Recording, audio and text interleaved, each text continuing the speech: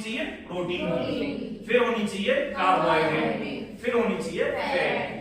Fat हमारा बहुत कम लेना चाहिए। जितना ज्यादा फैट लेंगे तो फैट ज्यादा बढ़ने लगेगा शरीर पे, क्योंकि हमारा जो लीवर होता है जितना जरूरी होता है उतने फैट को तो वो काम में ले लेता है। बाकी सारा फैट हमारे लीवर पे चर्बी जमा हो जाती है, पेट पे, पूरे पे, सब जगह हमारी वो चर्बी जमा होने लगती है। और जिसको चर्बी जमा होनी शुरू हो जाती है वो फिर कामकाज में ढीला हो जाता है, रेस नहीं कर पाएगा, दौड़ नहीं कर पाएगा।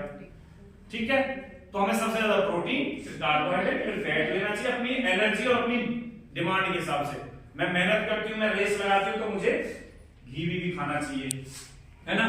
उसके बाद हमारा नंबर आता है मिनरल्स। मिनरल में सबसे इंपॉर्टेंट कैल्शियम बताया, कैल्शियम से हमारी हड्डी मजबूत होंगी।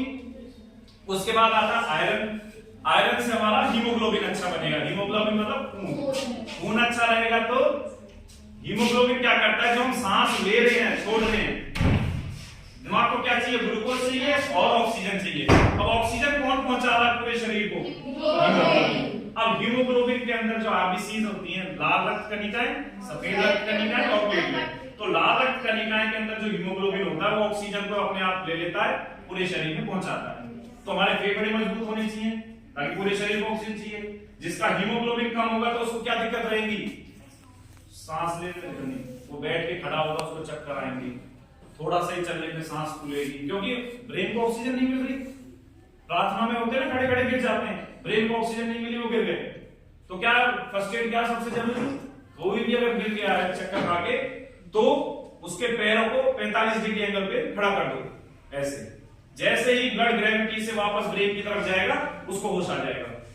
तो फर्स्ट एड आ गई समझ में। कोई भी चक्कर खा के गिर गया प्रेयर में कहीं पे भी, तो चक्कर खा के क्यों गिरता है, जो ग्रेविटी से हमारा ब्लड ब्रेन की तरफ है वो हमारा नीचे चला गया पैरों की तरफ, ग्रेविटी की वजह से। तो ब्रेन को ऑक्सीजन नहीं मिली, ग्लूकोज नहीं मिली, खाना खा के नहीं आए सुबह तो चक्कर खा के गिरेंगे क्योंकि ग्लूकोज नहीं मिली।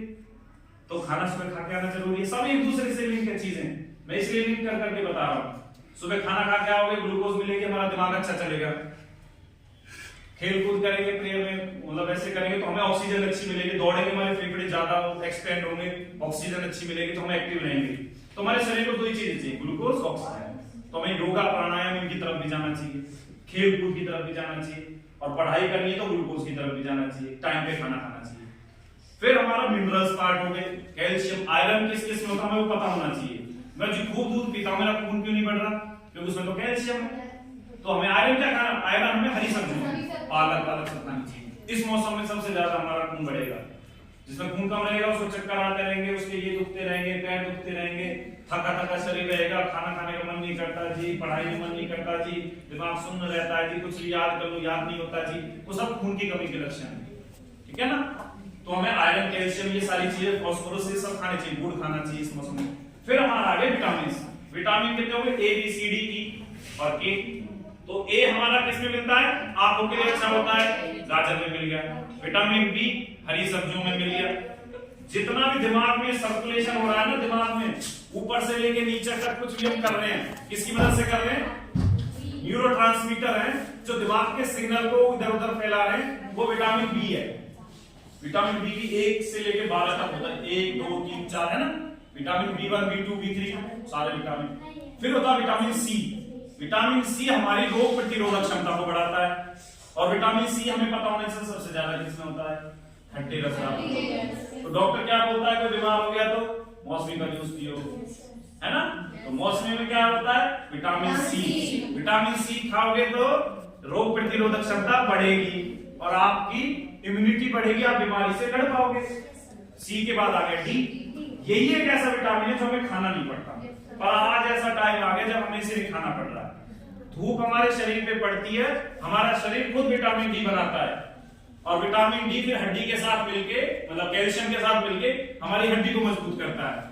और विटामिन डी जिसका कम रहेगा उसके हाथ पैर दुखेंगे, कंधा दुखता है जी, इस उम्र में कंधा दुखता है जी, कमर दुखती है जी, हाथ दुखते हैं जी, वो सब विटामिन डी की कमी के लक्षण है। तो कैल्शियम साथ में विटामिन डी। फिर vitamin E, vitamin E improve करता है, और विटामिन के हमारे खून को जमाने में हेल्प करता है, किसके साथ मिलके, प्लेटलेट के साथ मिलके। तो प्लेटलेट कम हो जाएगी, डेंगू फीवर में सुना होगा, प्लेटलेट कम हो गई तो खून बहना शुरू हो जाएगा, नाक से खून आ जाएगा, कान से खून आ जाएगा और उसकी मृत्यु हो जाएगी।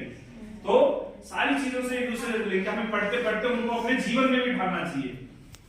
तो एक छोटा सा संतुलित आहार हमारे को कितना बड़ा हो गया ना। अब हमारा दूसरा टॉपिक आता है हमें स्वस्थ रहना है। तो स्वस्थ रहने के लिए दिनचर्या ऋतुचर्या तो हमें पढ़नी है। साथ में दूसरा चीज बेटा क्या है, ज्यादातर जो 80% बीमारियां होती है वो पेट की वजह से होती है। पेट की वजह से होती है। जो भी हमने खाया और वो निकल गया, अगर हमने ढंग से उसका एब्जॉर्प्शन नहीं हुआ, उसका डाइजेशन नहीं हुआ, तो हमारी इम्यूनिटी कम हो जाएगी। और इम्यूनिटी कम होते ही कोई सी भी बीमारी हमें पकड़ लेगी। सबसे पहले पकड़ में आता है वायरस। 3 तरह की बीमारी होती है, बैक्टीरिया, वायरस और फंगस। बैक्टीरिया उसके लिए तो दवाई बना दी मेडिकल साइंस ने। कोई भी बैक्टीरिया